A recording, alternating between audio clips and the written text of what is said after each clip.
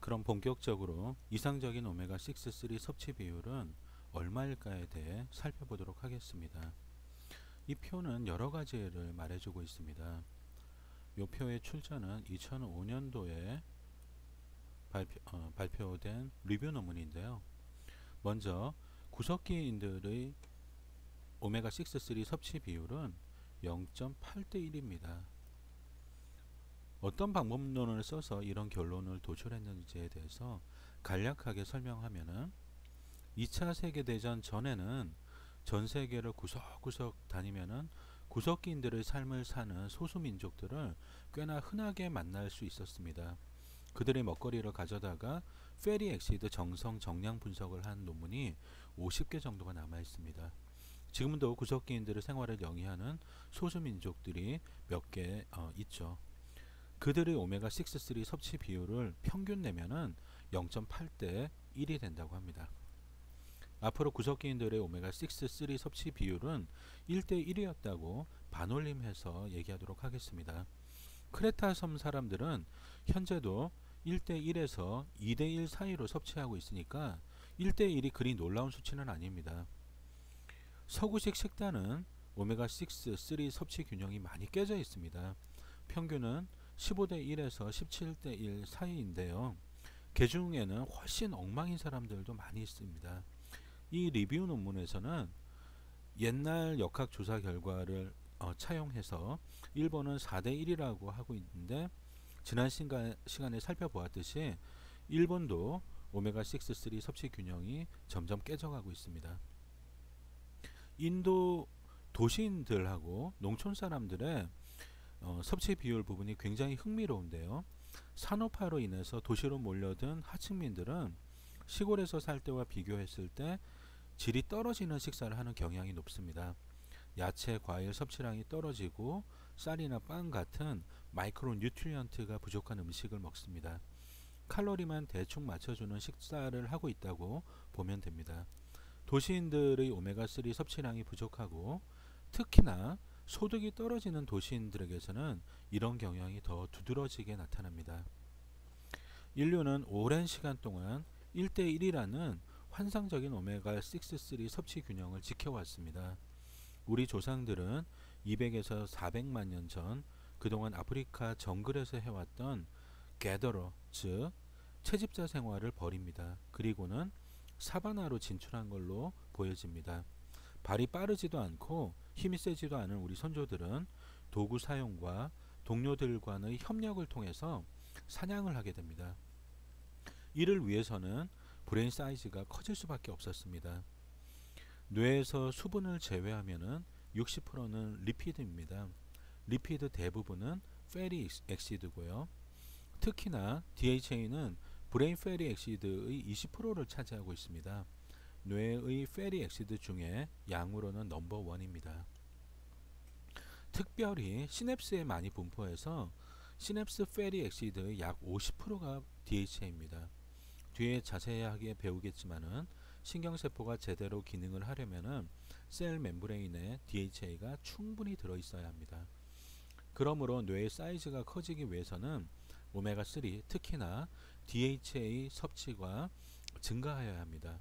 그래서 진화 과정 중에 어떤 시기에 우리 조상들이 호수나 바닷가로 이주해서 물고기를 먹음으로써 급격하게 뇌의 사이즈가 커졌다는 가설이 나왔습니다. 이를 아쿠아틱 에이프 시어리라고 부릅니다. 이 가설이 설득력이 있는 것이 바다에 사는 동물들은 뇌가 큰 경향이 있습니다. 예를 들면은 돌핀 뇌의 무게는 1800g입니다. 반면 체중이 비슷한 쥐브라는 단지 350g, 돌핀의 5분의 1에 불과합니다. 왜 이런 차이가 나게 되었는지 살펴보도록 하겠습니다. 해양 생태계는 DHA가 풍부한 반면 육지 생태계는 DHA가 부족합니다. 때문에 육지 동물들은 덩치를 키우는 진화 과정에서 어쩔 수 없이 브레인 사이즈를 줄이는 선택을 할 수밖에 없었습니다. 해양 생태계에는 왜 EPA, DHA가 풍부할까요? 먹이 피라미드의 맨 밑바닥에 있는 식물성 플랑크톤 중에 EPA 혹은 DHA를 만드는 놈들이 많기 때문입니다. 예를 들면은 북극해의 거대한 얼음 밑에는 특별한 종류의 LG가 살고 있습니다. 예전에는 이곳에는 생명체가 살지 않을 거라고 생각을 했습니다. 얼음 밑에 보면은 초록색 이렇게 보일 겁니다. 이게 다 LG입니다. 일반적인 LG보다 크기가 무지막지하게 크고요. 아주 희미한 빛을 이용해서 광합성을 할 수가 있습니다. 오메가3가 아주 풍부한 놈인데요. 어떤 LG는 EPA를 많이 만들고 어떤 LG는 DHA를 많이 만듭니다. 초록색 주위에 보면은 알지를 잡아먹고 있는 크릴새우가 보일 것입니다. 요거 하나하나가 다 크릴새우입니다. 북극해 주변에서 사는 식물성 플랑크톤은 오메가3 함유량이 높습니다. 불포화 지방산 즉 EPA 혹은 DHA 함유량을 늘려서 낮은 수온 때문에 세포막의 유동성이 낮아지는 것을 막아줍니다. 또한 심해로 갈수록 오메가3를 만드는 박테리아를 많이 발견할 수가 있습니다.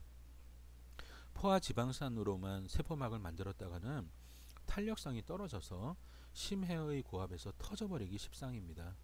또한 심해는 수온이 낮기 때문에 아무래도 오메가3 양을 늘리는 것이 생존에 큰 도움이 될 것입니다. 생선의 장에도 박테리아가 살고 있습니다. 이놈들 중에도 EPA, DHA를 만드는 놈들이 많은데 다만 해양 생태계에서 장에 사는 박테리아의 기여도는 그리 크지는 않을 거라고 생각하고 있습니다. 실제 관찰을 해보면요. 북극 혹은 남극에서 적도로 내려올수록 즉 수온이 높아질수록 해양 생태계의 오메가3량이 감소합니다.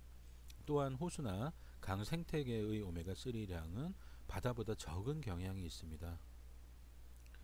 자, 이제 브레인 얘기로 들어가도록 하겠습니다. 5억 년에서 6억 년 전 EPA, DHA가 풍부한 해양 생태계에서 처음으로 브레인이 만들어졌습니다. 그 이후 탄소수 22개, 이중결합수 6개인 오메가3인 DHA가 브레인의 넘버원 패리 액체여야 한다는 원칙은 진화 역사상 지금까지 한 번도 훼손된 적이 없습니다. DHA가 충분치 않은 육상 생태계에서도 이는 마찬가지입니다.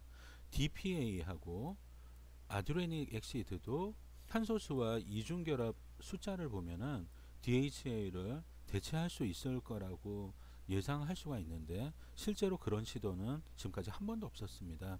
어쩌면은 이런 시도가 있었을 수도 있었겠지만은 잔인한 진화의 선택에 의해서 퇴출되었을 것입니다. 브레인의 페리 엑시드 컴포지션은 종간 차이가 거의 없습니다. 간의 DHA 함량은 2에서 30%까지 정말 폭이 넓습니다. 해양 동물에서는 함량이 높고 육상 동물에서는 낮은 경향이 있습니다. 그렇지만은 브레인의 DHA는 해양 동물부터 육상 동물까지 16에서 24%의 매우 좁은 범위에서만 움직이고 있습니다. 5억 년에서 6억 년이라는 오랜 기간 동안 브레인의 넘버원 페리 엑시드 지위를 지금까지 쭉 유지하고 있는 거죠. 아마도 브레인이 기능을 제대로 하려면은 DHA가 꼭 필요한가 봅니다. 쥐브라를 위시해서 원숭이, 유인원들도 진화 과정상 덩치를 키우는 방향으로 갈 때 어쩔 수 없이 덩치에 비해 브레인 크기를 줄이는 선택을 할 수밖에 없었습니다. 뭔 말인고 하면은 만약 육지 생태계의 DHA가 풍부했다면은 쥐브라의 브레인 사이즈는 지금보다 더 컸을 것입니다. 호모사피엔스는 다른 육상 동물들과 완전히 다른 방향의 진화를 합니다. 바다 생태계에 발을 들여놓고 거기서 DHA를 섭취해서 브레인 사이즈를 키우는 진화론적인 선택을 하고 결국에는 성공하게 됩니다. 가장 정교한 아쿠아틱 에이프 시어리를 하나 소개하도록 하겠습니다. 이 지도를 보면은 인류의 발상지라고 하는 이스트 아프리카 리프트 밸리, 우리나라 말로 해석하면은 동아프리카 협곡이 되겠는데요. 이 협곡이 이렇게 쭉 그 아래 위로 연결이 됩니다. 이 계곡을 따라서 오스트랄로피테쿠스, 호모 에렉투스, 호모 사피엔스의 유골과 유적이 다 발견이 됩니다. 이 그림은 동아프리카 협곡에 있는 가장 큰 호수인 빅토리아 호수입니다. 그리고 어부들의 모습이 보일 텐데요. 이 지도에서 보시면은 큰 호수들이 굉장히 많습니다. 근데 지도에 나타나지 않은 아주 짜질짜질한 조그만 호수들도 굉장히 많습니다. 포유류의 뇌를 구성하는 페리 엑시드 조성은 거의 비슷합니다. 특징적인 면을 몇 가지 정리해 보면은, 첫째, 알라와 LA 같은 숏체인 페리 엑시드는 별로 없고 롱체인 페리 엑시드가 많습니다. 둘째는 오메가3의 대부분은 DHA이고 EPA를 보면은 브레인에 별로 없습니다. DHA는 이렇게 많죠. 오메가6, 3 비율은 거의 1대1이고, 또한 롱체인 폴리언세츄레이트 페리 엑시드에 한정을 지어도 그 비율은 1대1입니다. 뇌의 사이즈와 주름의 깊이만 다를 뿐 기본적인 건축 자재는 비슷비슷하다는 것을 알 수가 있습니다. 동아프리카 협곡에 있는 호수는 pH가 약 10 정도 되고요. 수온이 40도까지 올라갑니다. 산소가 충분치 않은 이런 특별한 환경에서 몇 종류의 물고기만 살 수가 있습니다. 그 중에 하나가 이 그림에서 보는 메기입니다. 메기는 사이즈가 천차만별입니다. 큰 메기는 양식을 해서 식용으로 씁니다. 미국 심장학회가 섭취하기를 권장하는 대표적인 생선 중에 하나입니다. 미국에서는 학교 급식에 메기를 많이 먹습니다. 학교 급식에 많이 쓰는 이유는 메기의 페리 엑시드 조성이 뇌와 거의 비슷하기 때문입니다. 브레인 페리 엑시드의 양대산맥인 DHA와 아라키도닉 엑시드 모두 풍부합니다.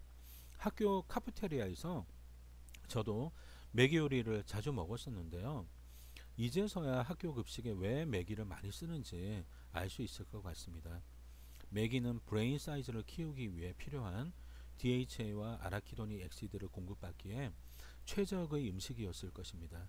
100년에서 200년에 걸쳐서 조금씩 브레인 사이즈가 커져서 호모사피엔스가 될 수가 있었습니다. 동아프리카 협곡의 호모사피엔스 유적지에는 대부분 조개총이 발견됩니다. 조개도 많이 먹었을 것입니다. 지금도 이스트 아프리카 밸리에 흩어져 있는 호수에서 메기가 많이 잡힙니다. 그 지역에서 가장 인기 있는 생선이라고 하네요. 사실 바다에서 나건 호수나 강에서 나건 적도 지역의 생선은 메기와 비슷한 페리 엑시드 분포를 보입니다. 작살하고 낚시바늘은 2만 년 이전 유적지에는 발견되지 않습니다. 그럼 이전 이스트 아프리카 밸리에 살던 우리 조상들은 어떻게 물고기를 잡았을까요? 물고기는 산란기가 되면 통통해지고 강의 얕은 곳으로 이동해서 알을 낳습니다. 물고기들이 다시 넓은 호수로 돌아가기 전에 마침 건기가 찾아옵니다. 물이 마르게 되면은 웅덩이에 가둬지게 되고, 이후 물이 점점 더 마르게 되면은 말 그대로 웅덩이는 물반 고기반 상태가 됩니다. 동아프리카 협곡에 사는 원주민들이 이때 집중적으로 메기를 잡아먹는다는 사실이 1980년대부터 1990년대에 걸쳐서 외부로 보고되었습니다. 내셔널 지오그래픽에서도 소개한 바 있는데요. 건기가 오면은 호수로부터 멀리 떨어진 마을로부터 촌장을 앞세우고 며칠을 걸어서 호수 쪽으로 집단이 이동을 합니다. 메기를 잡아먹으러 이동하는 것입니다. 특별한 기술이나 도구가 필요 없습니다. 심지어는 물이 더 말라버리면은 웅덩이에 가둬진 메기들이 다 죽어버립니다. 그 전에만 가서 건지면 되니까 세상에 이보다 더 쉬운 일은 없었을 것입니다. 이런 보고들은 인류학자나 역사학자들에게 큰 영감을 주었습니다. 그래서 오늘 소개하는 정교한 아쿠아틱 에이프 시어리가 탄생하게 된 것입니다. 예전에 우리 선조들도 특별한 시기에 호수 근처로 가서 메기를 잡아먹었을 거라고 지금 생각하고 있는 거죠. 브레인은 물을 제외하면은 60%가 리피드입니다. 롱체인 폴리언세츄레이티드 페리 엑시드가 많이 들어가 있다는 특징이 있습니다. 브레인은 메타볼릭 에너지 리콰이어먼트가 큰 기관입니다. 그래서 심지어 잘 때도 많은 에너지를 소모시킵니다. 그렇지만 인류는 생존을 위해서 브레인 사이즈를 크게 하는 쪽으로 진화 방향을 잡습니다. 네안데르탈린을 포함해서 약 10개 정도 되는 인류의 반개 혈족은 모두 멸종했습니다. 인류만이 생존에 성공한 것이죠. 엔세팔라이제이션 코이션트라고 하는 지표가 있습니다. 무슨 뜻인지 간단하게 설명해 드리면은, 예를 들어서 EQ가 2라고 한다면은 그 동물의 몸무게를 생각하면 일반적으로 예상되는 브레인 무게가 있습니다. 근데 이 동물은 그 예상되는 브레인 무게의 2배가 되는 브레인을 가지고 있다는 뜻입니다. 그만큼 뇌가 발달한 동물이라는 뜻이죠. 예를 들면은 오스트랄로피테쿠스 프랜시스라고 하는 우리 조상이 있는데요. 이 조상의 엔세팔라이제이션 코이션트는 2가 조금 넘는 정도입니다. 근데 호모사피엔스는 지금 7을 넘어가고 있죠. 인류의 진화 과정과 반개 혈족에는 뭐가 있는지 살펴보도록 하겠습니다. 오스트랄로피테쿠스 프랜시스는 오스트랄로피테쿠스와 호모의 공통조상입니다. 이분들로부터 두 가지 방향으로 진화가 되는데요. 한 개의 흐름은 호모고요. 한 개의 흐름은 오스트랄로피테쿠스입니다. 물론 이쪽에도 여러 개의 반개 혈족이 있지만은 다 멸종했습니다.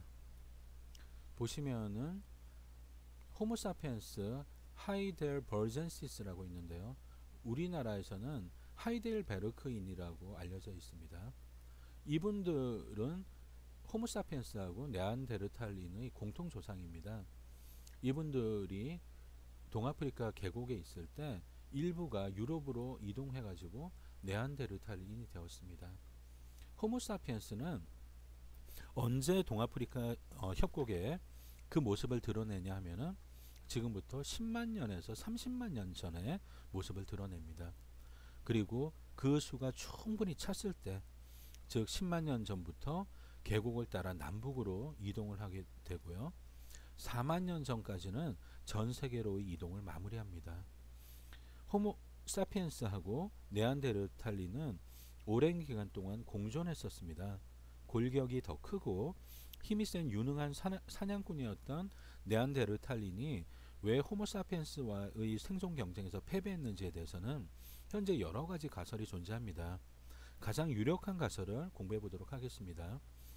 2001년 PNAS에 발표된 논문인데요. 유럽과 아시아에서 발견된 9개의 호모사피엔스 유골과 5개의 네안데르탈린의 유골을 비교했습니다. 델타 15 나이트로젠 동위 원소가 호모사피엔스에서 훨씬 더 많았습니다. 델타 15 나이트로젠은 육지보다 바다, 호수, 강, 웅덩이에 더 많이 존재합니다. 즉 호모사피엔스는 아프리카를 떠나서도 생선 조개를 먹는 습관을 그대로 유지했다는 뜻입니다. 동위 원소 실험 결과 지역에 따라 약간의 차이는 있지만은 구석기인들은 바다, 호수, 강, 웅덩이에서 단백질 원의 최대 50%까지 얻었습니다. 한편 네안데르탈린은 그 습관을 잃어버렸습니다. 거대 초식동물의 고기 맛에 푹 빠져서 대부분의 단백질원을 거대 초식동물의 고기에서 섭취합니다. 그래서 몇만 년 동안 공존했지만은 결국 호모사피엔스의 발달된 브레인 때문에 경쟁에서 패배하였다는 것이 이 논문의 결론입니다. 호모사피엔스의 뇌 크기를 증가시키는 진화는 지금도 진행 중입니다. 초창기 호모사피엔스의 EQ는 7이었습니다. 근데 현재 인류의 EQ는 7.4입니다. 이만큼 더 브레인 사이즈가 더 커졌다는 거죠. 네안데르탈린의 멸종은 우리에게 무엇을 말하고 있나요? 개판 5분 전인 오메가3 섭취 상태로 호모사피엔스는 과연 지속적인 생존이 가능할까요? 저는 어려울 거라고 생각하고 있습니다. 엄마 뱃속에서 시작해서 생후 18개월까지 엄청난 양의 아라키도닉 액시드와 DHA가 신경세포의 멤브레인에 집어넣어집니다. 플라센타는 수동적으로 아라키도닉 액시드와 DHA를 산모에서 태아 쪽으로 이동시키는 게 아니라 에너지를 써서 능동 이동시킵니다. 브레인 사이즈가 크니까 그만큼 에너지 소비량도 막대한데요. 트라이시메스터 기간의 태아는 자기가 소모하는 에너지의 70%를, 그리고 막 태어난 신생아는 60%를 브레인이 소모를 합니다. 점점 신체의 다른 부분이 발달하면서 그 퍼센테이지는 떨어지지만은 성인의 경우 몇 킬로그램 되지 않는 브레인이 전체 에너지의 20%를 소비합니다. 이것이 호모사피엔스입니다. 인류는 DHA를 섭취하면서 브레인 사이즈를 키우는 쪽으로 진화 방향을 정한 동물입니다. 근데 현대인들의 오메가6, 3 섭취 불균형, 그리고 생선을 통한 EPA, DHA 섭취 부족은 인류의 지속적인 발전과 생존에 걸림돌이 될 것임에 틀림이 없습니다. 인류는 200에서 400만 년 이상의 오랜 기간 동안 헌터 게더러, 즉 사냥꾼이면서 채집자로 살았습니다.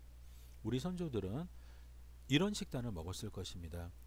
헌터로서 칼로리의 30에서 40%를 사냥한 초식동물의 고기, 물고기를 통해 얻고, 그리고 게더러로서 칼로리의 60에서 70% 정도를 주위에서 흔하게 채취할 수 있었던 야채, 과일, 고구마 같은 뿌리줄기, 에그, 너츠, 베리를 통해서 얻었을 것입니다.